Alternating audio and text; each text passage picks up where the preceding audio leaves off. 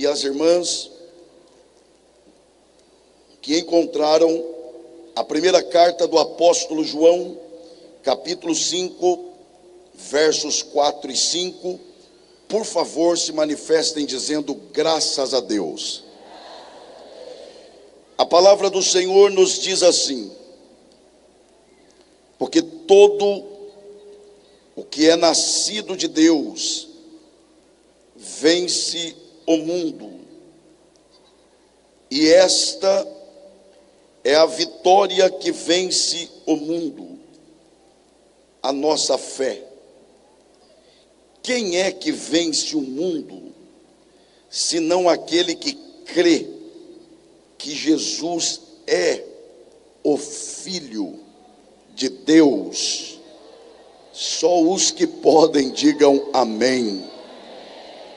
Podeis tomar assento, muito obrigado, e que Deus, por graça, mais uma vez abençoe a exposição de sua palavra.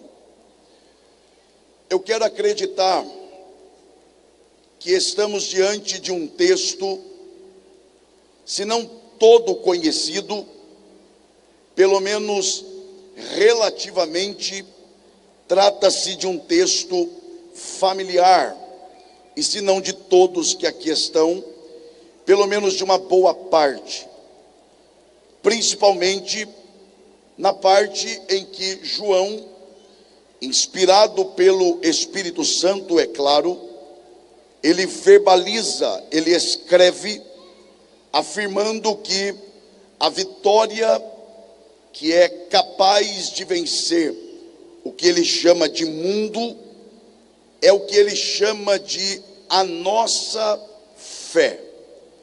De maneira que eu, inicialmente, reconheço que trata-se de um texto, de certa forma, conhecido de muitos dos que aqui estão. Entretanto, para nós, pelo menos, tentarmos entender este texto corretamente, e ao entendê-lo desta forma, então, com a ajuda de Deus, é claro, buscarmos algumas lições práticas e aplicáveis aos dias de hoje, é preciso que tomemos alguns cuidados e caminhemos por alguns caminhos na interpretação desse texto.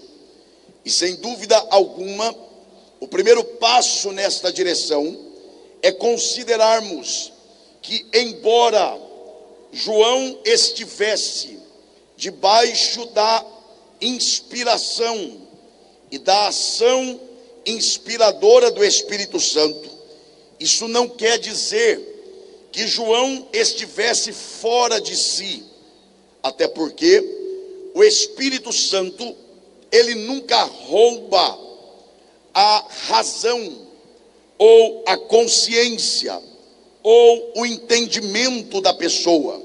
Muito pelo contrário, o próprio apóstolo Paulo, escrevendo aos Romanos, ele afirma que devemos prestar um culto racional, um culto com entendimento a Deus.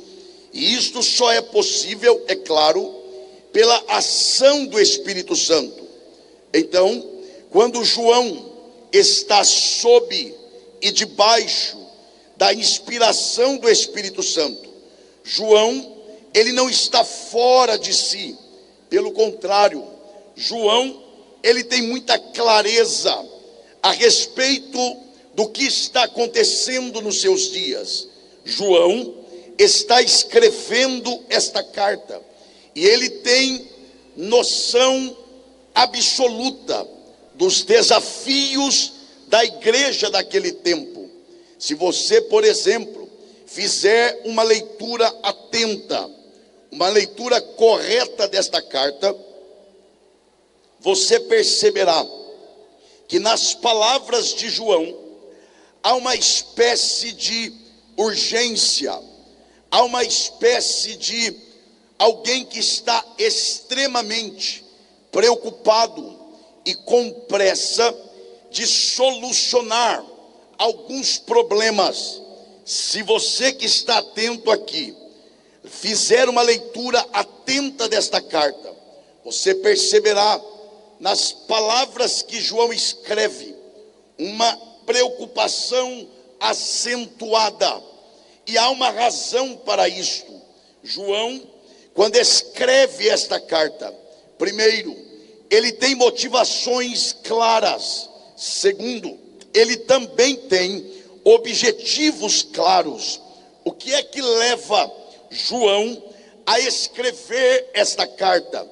João, quando escreve esta carta, ele está preocupado com um ataque externo que a igreja estava enfrentando naquele tempo. Este ataque não era outro senão o ataque de uma seita que disseminava uma heresia por nome de gnosticismo.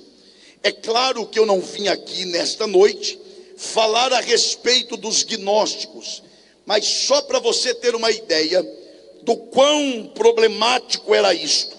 Os gnósticos, por exemplo, dentre outras coisas, eles principalmente negavam o fato de Jesus Cristo ser o Filho de Deus. Alguém poderá pensar, pastor Elias, em pleno século 21, em plena pós-modernidade, desacreditar ou questionar o fato de Jesus ser o Filho de Deus é algum problema? Traria algum dano para a igreja? É claro que sim, porque na verdade, negar que Jesus Cristo é o Filho de Deus é negar toda a base da nossa fé. Negar que Jesus Cristo é o Filho de Deus é desconstruir os fundamentos da fé cristã, a base principal da fé cristã. É exatamente por isso, irmãos, que João, ele tem este tom de preocupação, de emergência, de urgência, porque os gnósticos estavam atacando a igreja, e ao atacar a igreja, os irmãos da igreja, os membros desta igreja, estavam com a mente dividida. Na prática, só para nós termos uma ideia, era mais ou menos assim: a maioria dos irmãos perguntava, questionava, dizendo: quem estará com a verdade? A quem devemos seguir? Quem está falando a verdade? Seriam os inteligentes gnósticos ou o velho apóstolo João? É aí então que o Espírito Santo inspira João a escrever esta carta. E ao escrevê-la, João quer com isto é, com esta carta, ele quer renovar no coração desses irmãos a convicção de algumas verdades. Por exemplo, ele nesta carta, ele trata pelo menos sobre 5 assuntos. Primeiro, ele diz que quem é nascido de Deus tem convicção de que Jesus Cristo é o Filho de Deus. Em segundo lugar, ele diz que quem é nascido de Deus possui a vida eterna. Vida eterna aqui, você não pode confundir com existência eterna. Existência eterna é uma coisa, vida eterna é outra coisa. Por exemplo, existência eterna até os ímpios têm. Após a morte física, eles por certo terão vida na eternidade.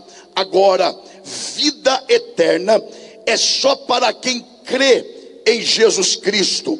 O que seria então vida eterna? É a junção de duas expressões: vida eterna. Quem é a vida? Jesus. E eterna na eternidade. Vida eterna então é desfrutar sem limites de Cristo por toda a eternidade. E João, ele diz que quem é nascido de Deus possui a esperança de vida eterna.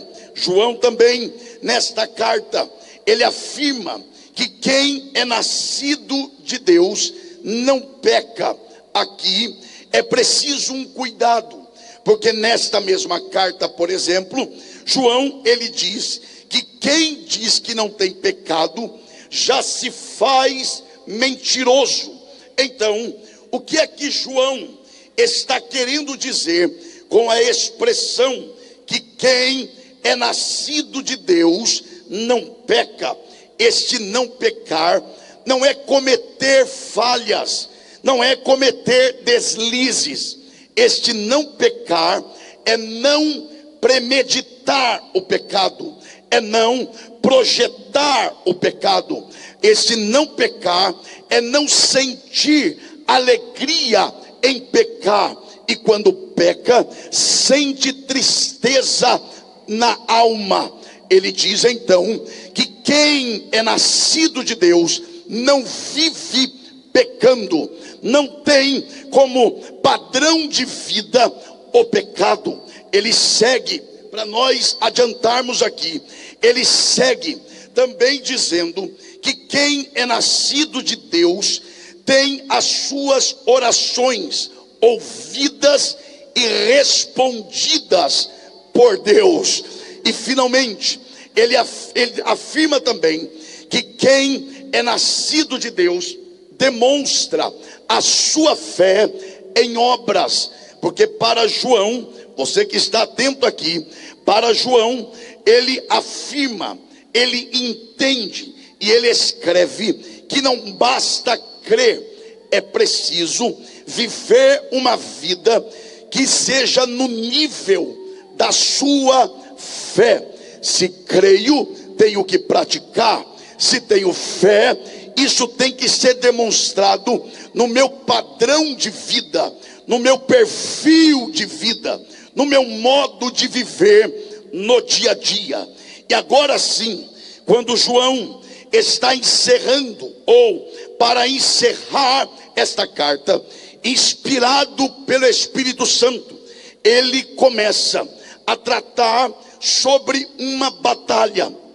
Ele deixa claro que existe uma batalha acontecendo exatamente agora. Você que está atento, eu chamo a sua atenção. A primeira notícia que João nos dá aqui nesses versos é de que existe uma batalha acontecendo agora. Enquanto nós estamos aqui adorando a Deus, presenciando tudo que vimos, sentindo o que já sentimos, há uma batalha real, há uma batalha séria sendo travada exatamente agora.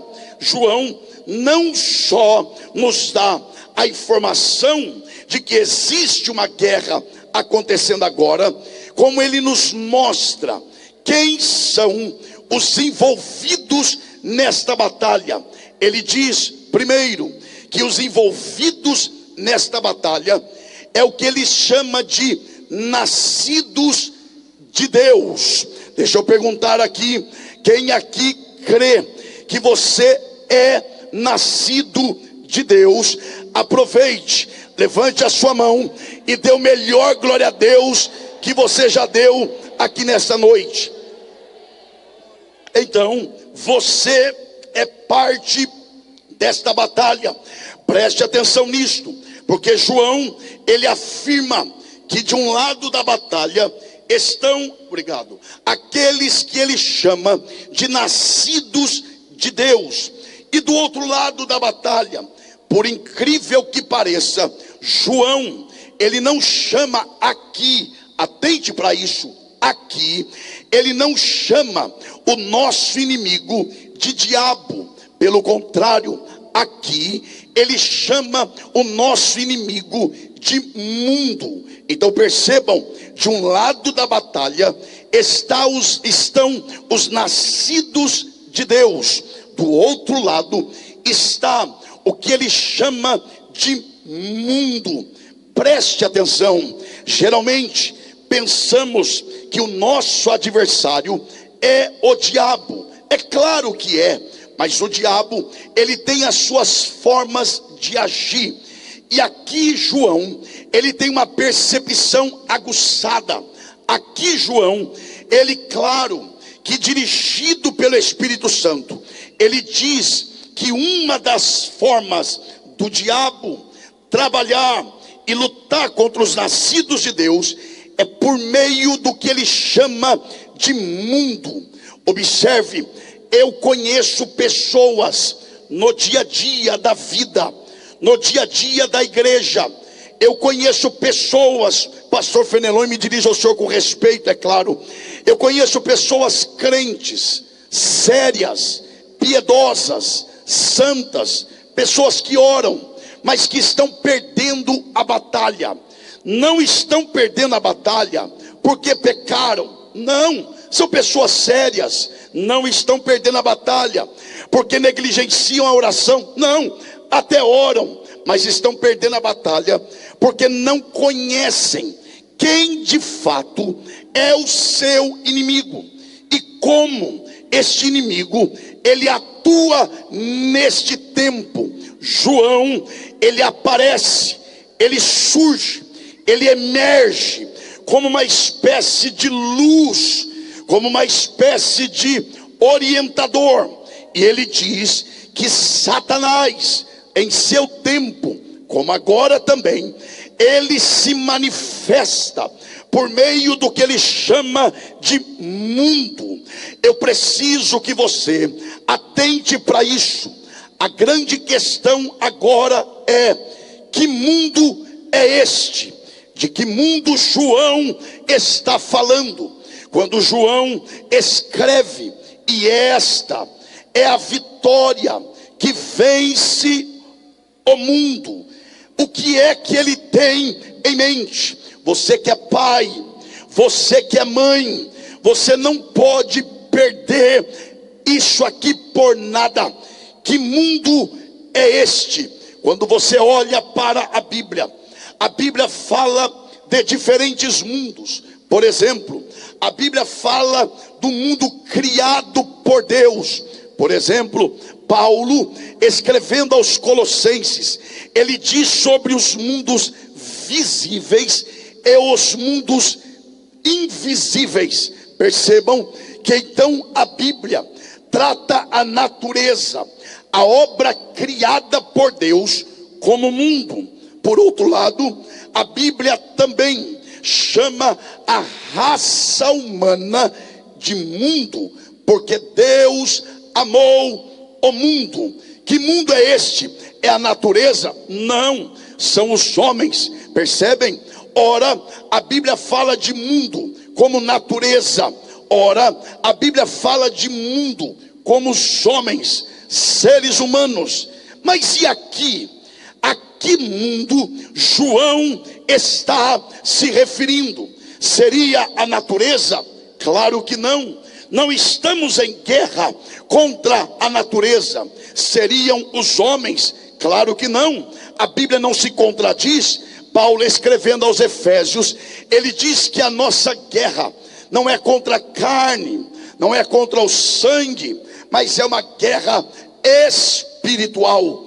Então, você pode estar perguntando: pregador, então, que mundo é este? Para você que está atento, só nos resta uma opção. Se não é natureza, se não é um mundo humano, então que mundo é este? Você não pode perder isso aqui. Este mundo não é outro senão sistema. Quando João, ele diz: quem é que vence o mundo? Senão quem é nascido de Deus. Este mundo é sistema, é o que rege o mundo. é o que rege as pessoas. Quando João diz: e esta é a vitória que vence o mundo. Por mundo aqui, João entende ser um sistema. Que sistema é este, pastor Elias? Esse sistema é um sistema regido por Satanás. E este sistema é inimigo, primeiro, de Deus, segundo, da palavra de Deus, e terceiro, do povo de Deus.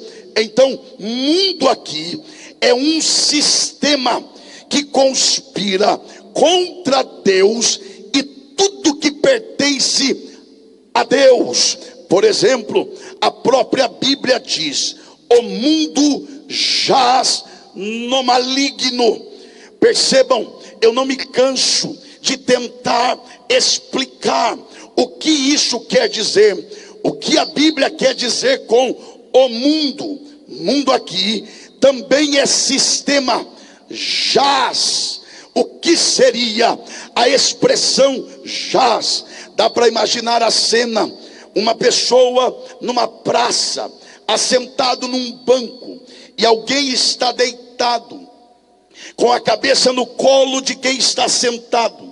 Essa pessoa que está deitada, ela está tão sonolenta, ela está tão vulnerável, que quem está sentado faz carícias, ou que nós chamamos de cafuné, no cabelo de quem está praticamente dormindo.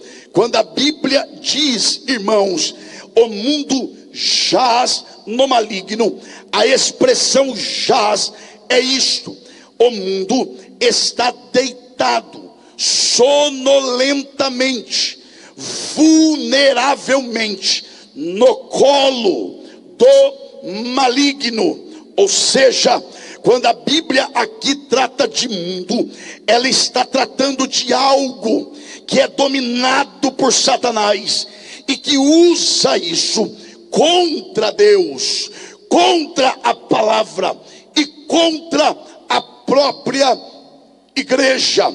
Aí você poderá dizer: pastor Elias, então eu estou livre desse mal, porque eu não pertenço ao mundo. Aliás, pastor Elias, você pode dizer: eu sou membro da Assembleia de Deus em Parauapebas, sou pastoreado pelo pastor Fenelon, pelo pastor Carlos e por tantos outros homens de Deus deste ministério. É verdade, em partes você está certo, em partes, porque por outro lado, você não está, atende, porque senão você não vai me interpretar corretamente. Por outro lado, nós não estamos ainda totalmente livres desse sistema. É claro que geograficamente Deus nos tirou de lá e nos colocou aqui, é claro. Mas se esse sistema é o que se volta contra Deus, é o que luta contra o padrão de Deus, então nós temos que reconhecer que dentro de nós, infelizmente, ainda existe algo que guerreia contra as coisas de Deus. Querem ver? Eu sei que enquanto nós estamos aqui, eu sei que há pessoas que estão relutando, porque querem ir embora, querem sair. Para vir aqui foi uma dificuldade, porque há em nós ainda uma natureza que guerreia contra as coisas de Deus.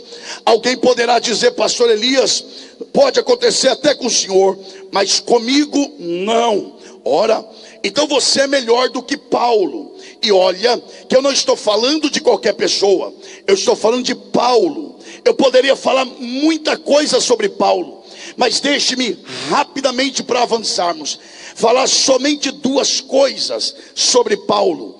Primeiro, quem é que pregou para Paulo? Geralmente você encontra crentes dizendo: pastor Elias, sabe quem pregou para mim? Pastor fulano de tal. ele me ganhou para Jesus. E isso é uma honra para essa pessoa. Eu pergunto, quem é que evangelizou Paulo? Quem é que pregou para Paulo? Foi Pedro? Não. Foi João? Claro que não. Quem é que pregou para Paulo no caminho de Damasco? Quem é que evangelizou Paulo no caminho de Damasco? O próprio Senhor Jesus. Eu fico impressionado, negativamente falando, é claro, com a facilidade com que alguns pregadores tiram Jesus do trono e traz para a terra. Jesus se levantou, Jesus sentou, agora ele desceu. Agora, a única vez depois de sua ascensão ao céu que eu vejo Jesus deixando o céu para vir na terra, foi exatamente para evangelizar o apóstolo Paulo. Paulo foi evangelizado pelo próprio Senhor Jesus. Sabe quem foi Paulo? É aquele que fala dele mesmo, sem dizer que é ele. E aí fica uma lição. Tem gente que por muito menos tem que dizer que é ele que fez. Paulo, ele falando dele, não falou que foi ele. Ele disse: conheço um homem. Sou eu, mas eu não vou falar que sou eu. Conheço um homem que, se no corpo ou fora dele, não sei, mas que esteve no terceiro céu. Tem gente que não sobe nem o primeiro degrau e já se acha o máximo. É por isso que Deus não investe mais nessa pessoa. Paulo diz: esteve no terceiro céu, e lá ouviu coisas inefáveis que ao mortal não é digno de relatar. Sabe quem é esse Paulo que foi evangelizado por Jesus e que esteve no terceiro céu? É o mesmo que aparece depois dizendo: miserável homem que sou, o bem que eu quero fazer não faço, e o mal que eu não quero está diante de mim todo o dia. É o mesmo Paulo que, quando escreve aos Gálatas, ele vai representar esta guerra interna entre carne e espírito. Paulo é realista. Paulo, ele encara a realidade e ele diz que há uma guerra dentro de nós agora, entre carne e espírito. E o que eu acho lindo, pastor Carlos, me dirijo ao senhor com respeito também, é claro. O que eu acho lindo é que Paulo, ele vai usar uma figura de linguagem. Para falar da carne, ele usa Ismael, e para falar do espírito, ele usa Isaque. Ismael, o filho da precipitação. Ismael, o filho da desconfiança. Ismael, o filho da carnalidade de Abraão. E Isaque, o filho da promessa, o filho do espírito, o filho do milagre. Então, Ismael representa a carne e Isaque representa o espírito. O que eu acho lindo é aqui, porque Paulo diz que quando Isaque era crescido, se você pode, para ser uma vez só, grita em nome de Jesus, diga: quando. Isso não é gritar, eu conheço vocês, diga forte, diga: quando Isaque era crescido. Perceba então que enquanto ele foi pequeno, Ismael não tinha problema com ele. Ismael nunca ficou preocupado com Isaque, enquanto Isaque era pequeno. Mas quando Isaque cresceu, começou a incomodar Ismael. E a Bíblia diz então que Ismael começa a perseguir Isaque. É exatamente assim. Enquanto a vida espiritual de alguém é pequena, é minúscula, a carne nem se preocupa, mas quando a pessoa começa a crescer no espírito, a guerra aumenta, a batalha aumenta. Isso é para te alegrar, meu irmão. Sabe por quê? Porque se a batalha interna é maior do que ontem, é porque a sua vida espiritual está crescendo, está aumentando. Quanto maior a batalha, é sinal de crescimento espiritual, e Deus está contigo nesta batalha. O que eu estou tentando mostrar a vocês aqui é que há uma guerra dentro de nós, de um espírito que guerreia contra a carne, e de um sistema que luta contra as coisas de Deus. Mas como esse sistema se manifesta nos dias de hoje? Na desconstrução das bases, aquilo que alguém chamou de o descongelamento do sólido. Tudo que é base, tudo que é sustentável está se desfazendo. Se cumpre o que o salmista previu e disse: chegará um tempo em que todas as bases da terra serão abaladas. Base social, moral, política, econômica, espiritual, religiosa, base da liderança. Tudo começará a se desfazer diante dos seus olhos. Não é este o nosso tempo? Um tempo em que tudo está se desfazendo, e é neste tempo que João aparece como uma voz profética para a igreja deste tempo, e ele diz: quando isso começar a acontecer, nada está perdido, há uma saída. Qual é a saída, João?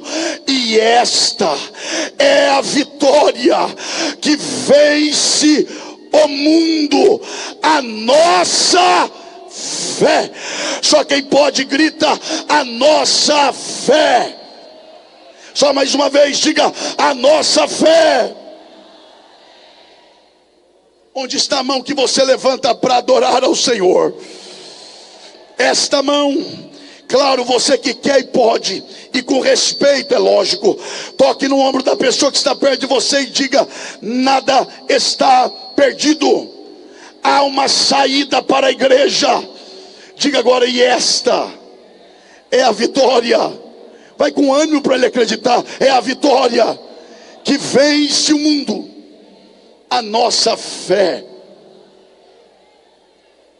A grande questão, eu não quero cansar vocês, mas a grande questão agora é: que fé é esta?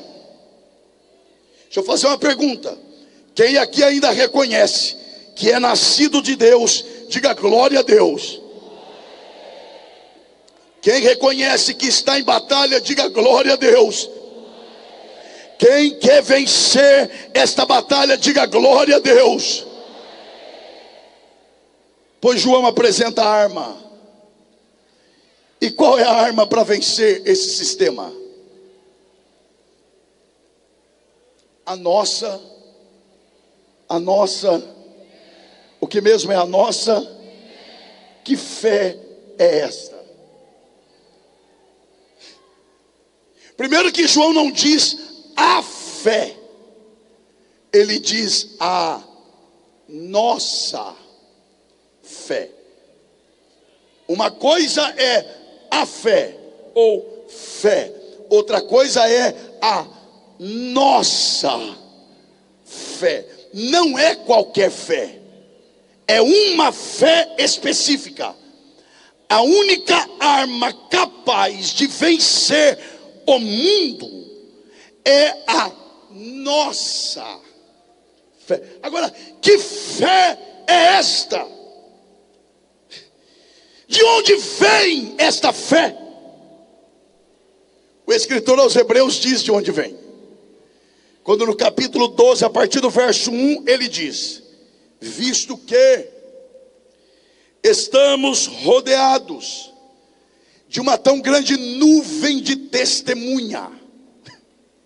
Eu amo isso aqui. Que nuvem de testemunha é essa? Não é o mundo, não são os anjos, não são os demônios. Olhe para cá, essa nuvem de testemunha é o que está no capítulo 11.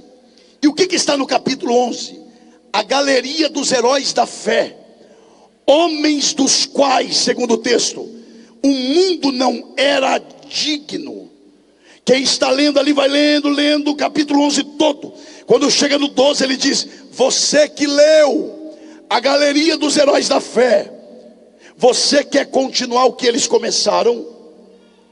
Você quer dar continuidade à história deles? Aí quem responde: sim, eu quero. Então o caminho é esse: deixemos todo o embaraço e o pecado que tão de perto nos rodeia. Olha agora, para adiantar aqui: e corramos pacientemente. Qual é a ideia aqui do escritor aos Hebreus? A ideia era da corrida na arena mesmo, e aquela corrida de revezamento.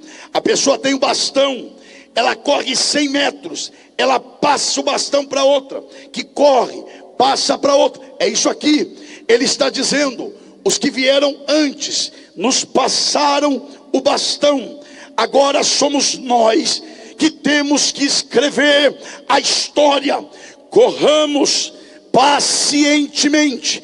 Como? Aí ele diz: olhando firmemente para quem? Para Jesus Cristo, que é quem? O autor e o consumador da fé, não da nossa fé. Oh, tem gente entendendo a voz de Deus aqui. O que o escritor está dizendo é que esta fé não é qualquer fé. Esta fé brota do próprio Filho de Deus. Só para que essa cidade saiba que está tendo festa nesse grande santuário, levante a sua mão e grita: Jesus Cristo. Não, esse nome tem que ser mais forte. Diga: Jesus Cristo é o autor e o consumador da nossa fé. Olhe isso. Olhe isso. Ele é o quê? Autor. Ele é o quê? O que é ser autor?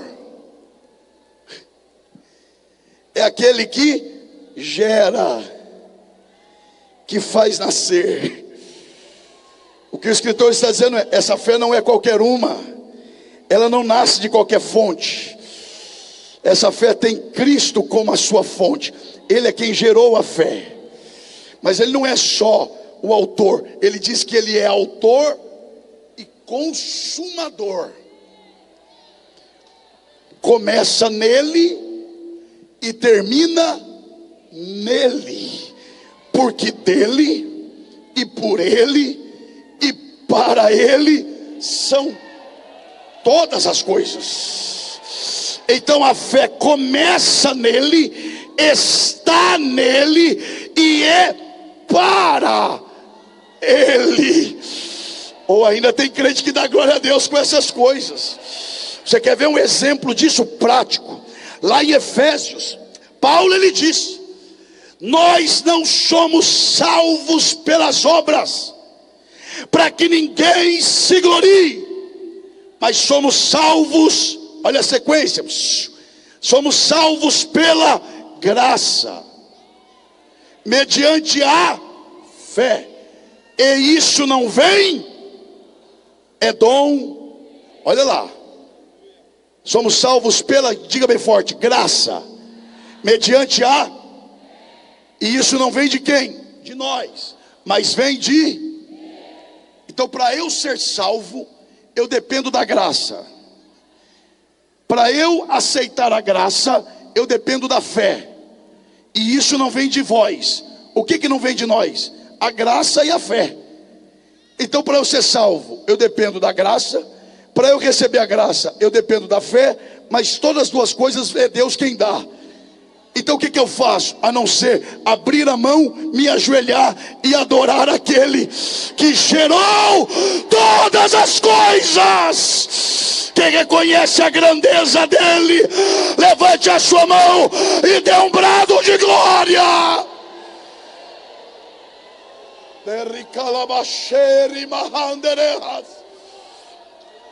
E a ideia aqui é esta: ele é o autor e é o consumador. É isso aqui, ó. Ele está dizendo: no início da sua carreira, eu gerei a fé, mas não deixei vocês sozinhos, porque é do começo ao fim. Eu gero a fé, mas seguro na mão. Vamos lá. Eu sou autor, começou comigo, e eu sou consumador, termina comigo. Oh, glória a Deus. Levante uma de suas mãos aos céus. Deus marcou esta noite para renovar em corações aqui a verdadeira fé do Evangelho de Jesus Cristo. Satanás não vai dividir a tua mente. Eu preciso adiantar para eu concluir. Mas o que é fé? Quem ainda me ouve, diga amém. O que é fé? Ô meu irmão, a coisa está tão difícil que para você começar a explicar o que é fé, você precisa primeiro começar dizendo o que não é. Fé não é o que a teologia da prosperidade diz. Porque olha o que a teologia da prosperidade diz. Ah, pastor, mas isso não tem nada a ver comigo. Cuidado, porque sem querer a gente entra nesses negócios. Olha o que eles afirmam. Claro que de forma cuidadosa. Atente para cá.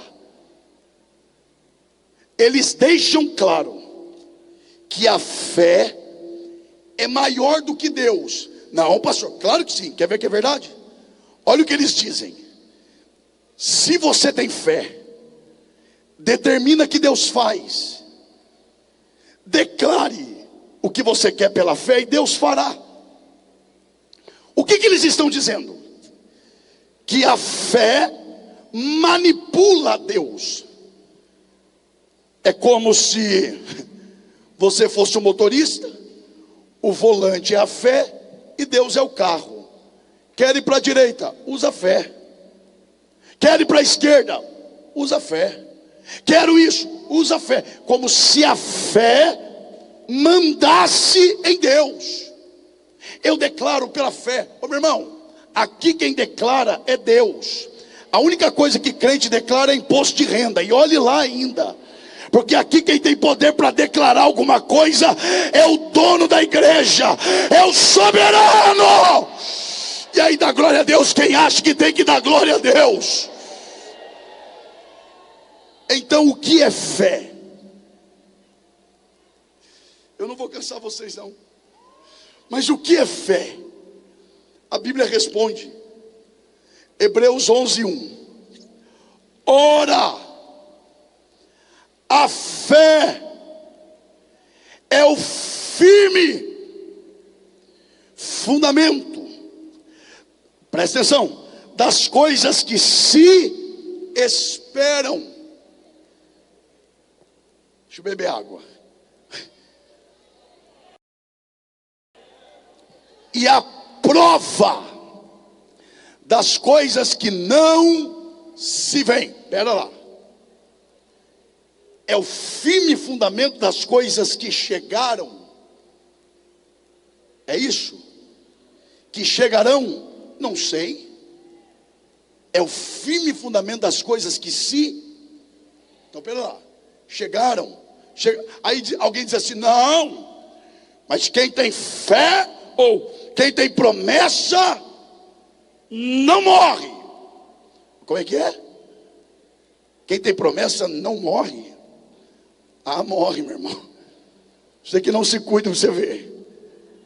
Abraão, que era o pai da fé, morreu sem ver o cumprimento da promessa. E olha que ele é o pai da fé. Imagine.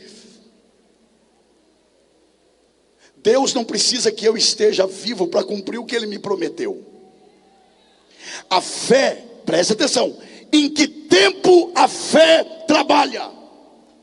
Antes de acontecer, durante o acontecimento, ou depois que acontece o que eu quero? A Bíblia é clara. Ela é o firme fundamento das coisas que eu estou esperando. Então ela trabalha quando? Antes de acontecer. E não para as coisas acontecerem. A ação da fé não é só para acontecer. A ação da fé é quando não acontece. É o firme fundamento das coisas que se esperam. E a prova das coisas que eu não estou vendo. Como assim? A fé não é a certeza de que tudo vai dar certo. Não. A fé é o que te dá condições de continuar honrando a Deus, mesmo quando tudo está errado. Oh, glória a Deus! Oh, glória a Deus! É por isso que Paulo é claro, quando ele chama a fé não de espada, mas chama a fé de escudo. Preste atenção. De que adianta ter a arma se você não sabe usá-la? Paulo diz em Efésios 6, fechei a Bíblia, que a palavra é a espada do Espírito, e que a fé é o escudo da fé. Levante a Bíblia e grita: a Bíblia. Não, gente, diga: a Bíblia é a espada. Diga: e a fé é escudo. Agora olhe para cá. Espada é arma de ataque ou defesa? E escudo? Então por que tem gente atacando pela fé? Eu declaro pela fé, eu venço. Não, fé não é para isso. Atacar é pela palavra.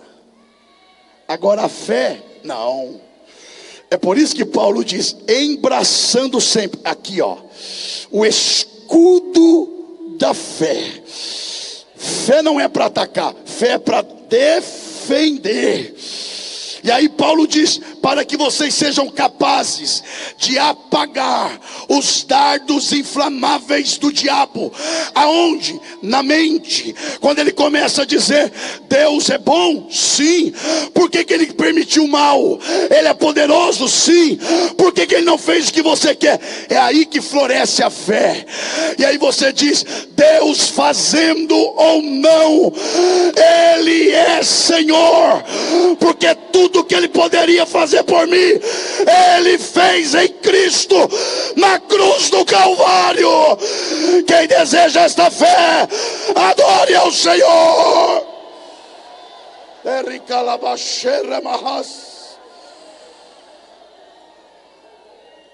Onde tem alguém que pode levantar uma de suas mãos?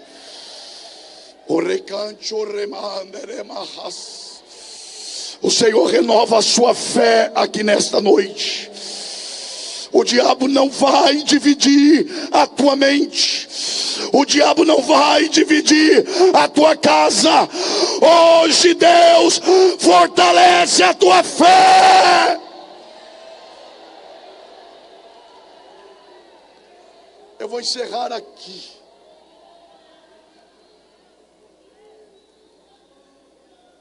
Mas eu encerro falando o que aquele que é o maior falou sobre a fé: Jesus.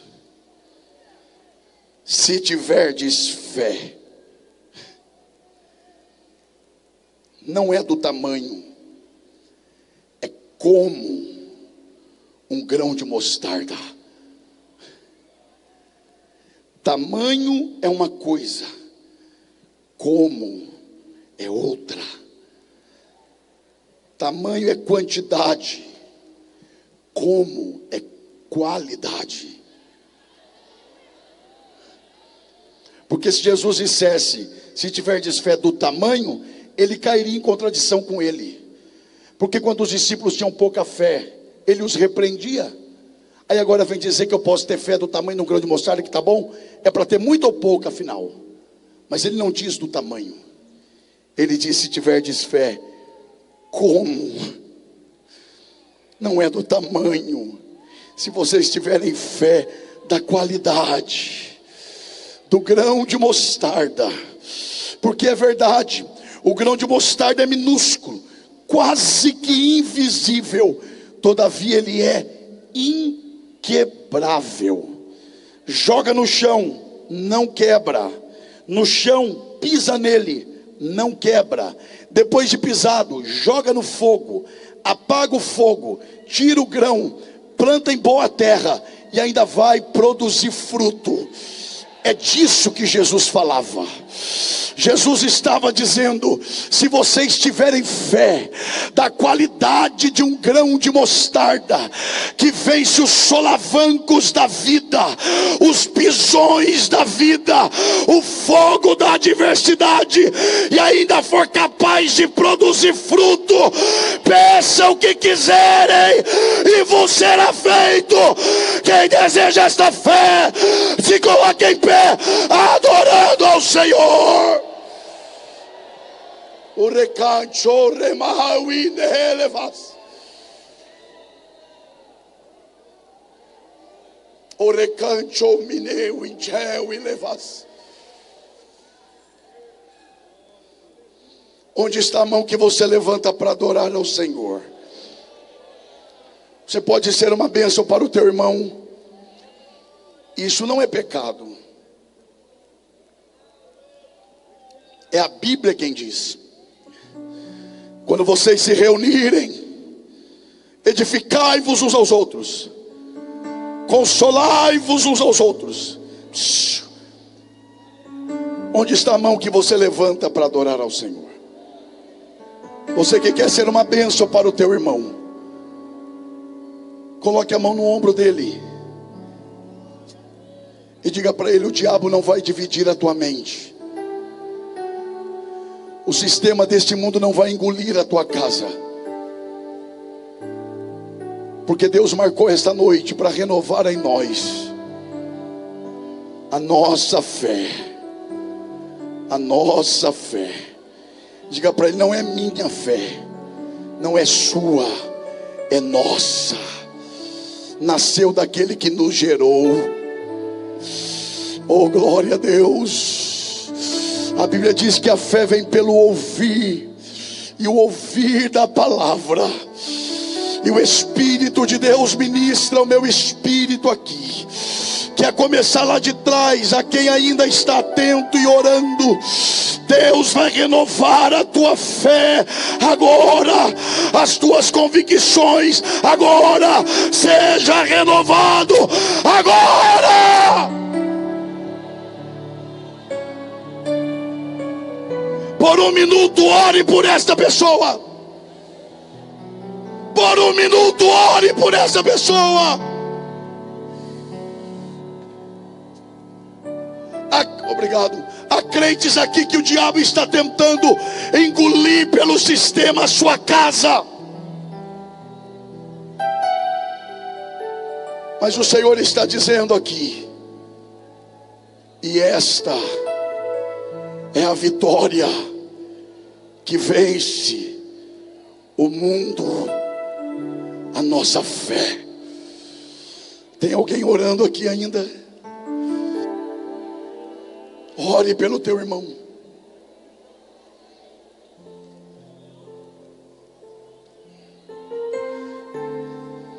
Eu ouço alguém orando aqui.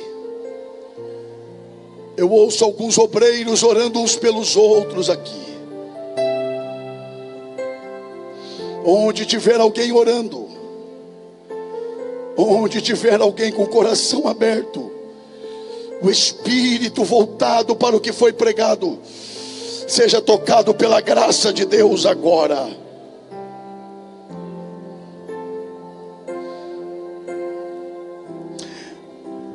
Neste mesmo sentimento, e eu vou devolver o microfone a quem eu devo devolver. Eu preciso e quero fazer isso. Onde está a primeira pessoa que ficou aqui até agora, participando do culto, ouvindo os belos hinos que foram cantados e ouvindo esta palavra, e há no seu coração o desejo de entregar a sua vida a Jesus? Onde está você? Onde está a primeira pessoa que deseja entregar a sua vida ao Senhor? Onde você estiver, você que quer ter os seus pecados perdoados, onde você estiver, levante uma de suas mãos para que eu possa te identificar. Onde está você que deseja entregar a sua vida ao Senhor agora? Ter esse fardo pesado de uma consciência que te acusa, de pecados que você cometeu. O Senhor está dizendo: eu posso mudar a sua história. Onde está você?